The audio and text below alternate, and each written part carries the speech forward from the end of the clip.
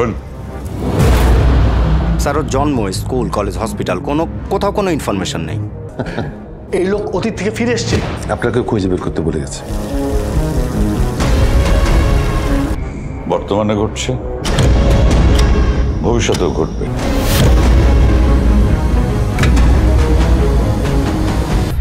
Hello everyone, সালজার Rahman পরিচালিত কালপুরুষ নামে একটি ওয়েব সিরিজ আসছে চরকিতে।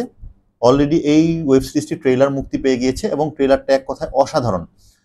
এই ট্রেলারে মূল চরিত্রে রয়েছে চঞ্চল চৌধুরী, তারপরে হচ্ছে নাইম এবং তানজিকা ছাড়া আরো অনেকেই। এখন কথা হচ্ছে এই ট্রেলারটা কেমন হলো।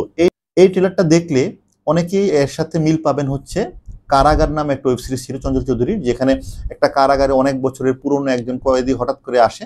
ঠিক একই রকম ভাবে এই ওয়েব সিরিজটিতে একজন নাম পরিচয়হীন লোকের আবির্ভাব ঘটে, তার কোনো ব্যাক হিস্ট্রি নেই এবং তার পরিচয় ঘাটতে গিয়ে একজন আবিষ্কার করে এই লোকটা অনেক বছর আগে এক্সিস্ট করতো, সে ছিল এবং তাকে একজন দেখেছিল এবং তখনও এই চঞ্চল চৌধুরীর চেহারা একই রকম ছিল, বয়স একই রকম ছিল। তার মানে এই লোকটা সেই সময় থেকে চলে এসেছে এবং বর্তমান সময়ে তার কোনো নাম পরিচয় নেই। এবং সাথে সাথে বলতে শোনা যায় নাইম ভাগ্যে বিশ্বাস করে না, চঞ্চল চৌধুরী বলে সেও ভাগ্যে বিশ্বাস করতো না, তার মানে সে এখন করে। এবং একটা খুনের ঘটনা দেখা যায় এবং বোঝা যায় নাইম সেই খুনের ঘটনার মুহূর্তে ফিরে যেতে চায় এবং ঘটনা যেভাবে দেখানো হয়েছে ট্রেলারে সেখানে বোঝা যায় চঞ্চল চৌধুরী টাইম ট্রাভেল করে আগের কোনো সময় থেকে বর্তমান সময়ে চলে এসেছে, যার কারণে তার কোনো নাম পরিচয় নেই। এখন একটা মানুষ যখন টাইম ট্রাভেল করে চলে এসেছে তার মানে টাইম ট্রাভেল পসিবল এবং সেই জায়গা থেকে নাইম চায় তার যে একজন প্রিয় মানুষ যে খুন হয়েছে সেই খুন হওয়ার মুহূর্তে সে ফিরে যেতে টাইম ট্রাভেল করে পিছনে যেতে চায়, কিন্তু চঞ্চল চৌধুরী প্রথমে রাজি হয় না। পরবর্তীতে সম্ভবত চঞ্চল চৌধুরী এই নাইমকে টাইম ট্রাভেল করায় সেই মুহূর্তে নিয়ে যায়। এখন ঘটনা হচ্ছে এই চঞ্চল চৌধুরী আসলে কি উদ্দেশ্য নিয়ে বর্তমান সময়ে এসেছে। এই চঞ্চল চৌধুরী কি আসলেই টাইম ট্রাভেল করে এসেছে নাকি কারাগারের মতো এর গল্পটা অন্য কিছুর দিকে মোড় নেবে। কারাগারে আমরা এক ধরনের আক্ষেপ ছিল আমাদের সকলেরই যে টাইম ট্রাভেলের গল্প হতে হতেও আসলে হয়নি, পরবর্তীতে সেই গল্পটা অন্যদিকে মোড় নেয়। কিন্তু এবার কি সত্যি সত্যি বাংলা ওয়েব সিরিজে টাইম ট্রাভেল দেখা যাবে এবং সেই একই চঞ্চল চৌধুরীর হাত ধরে? সম্ভাবনা খুব বেশি রয়েছে এবার সত্যি টাইম ট্রাভেল দেখা যাবে এবং সেই টাইম ট্রাভেল করেই চঞ্চল চৌধুরী বর্তমান সময়ে ফিরে এসেছে।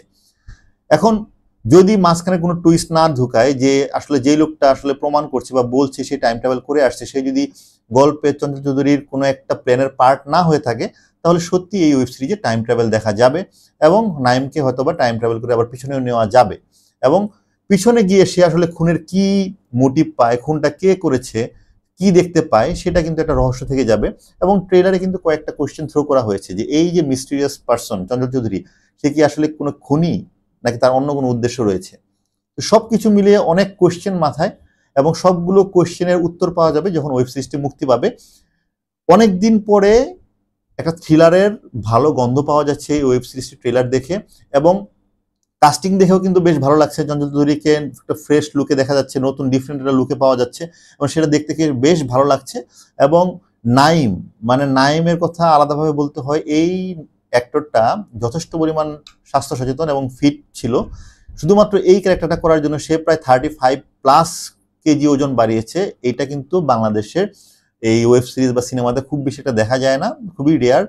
এই যে ডেডিকেশনের জন্য তাকে অবশ্যই সাধুবাদ জানাতে হয়। সে কিন্তু চাইলেও মেকআপ করে এই ওজনটা বেশি দেখাতে পারতো, বাট সে সেটা করেনি, সেই রাস্তায় হাঁটেনি, সেই সহজ রাস্তায় হাঁটেনি, সে কঠিনতম রাস্তায় হেঁটেছে।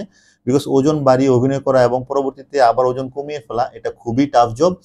তো যাই হোক, ডেডিকেশন থাকলে সবই পসিবল। সেই জায়গা থেকে নাইমকে আলাদা করে সেলুট। তানজিকার অভিনয়, ছোট ছোট ক্যারেক্টারের অভিনয় খুবই বাস্তবসম্মত এবং খুবই সুন্দর লাগে। এছাড়া যতগুলো কাস্টিং টিজারে এবং ট্রেলারে পাওয়া গিয়েছে সবাইকেই বেশ ভালো লাগছে। জয়ন্তর কণ্ঠ তো অসাধারণ। তো সব মিলিয়ে একটা ভালো রহস্যের সম্ভবত গল্প আসতে যাচ্ছে এই কালপুরুষ ওয়েব সিরিজে। দেখা যাক কি হয়। অবশ্যই আসলে আপনাদের সাথে সবার আগে রিভিউ শেয়ার করব, কেমন হলো, কি ভেবেছিলাম, আশা কতটুকু পূরণ করতে পেরেছে। আরেকটা কথা, আমাদের চ্যানেলটিকে যদি ভালো লেগে থাকে অবশ্যই সাবস্ক্রাইব করে আমাদের পাশে থাকবেন, তবে নতুন নতুন কন্টেন্ট পৌঁছে যাবে আপনার কাছে। Thank you.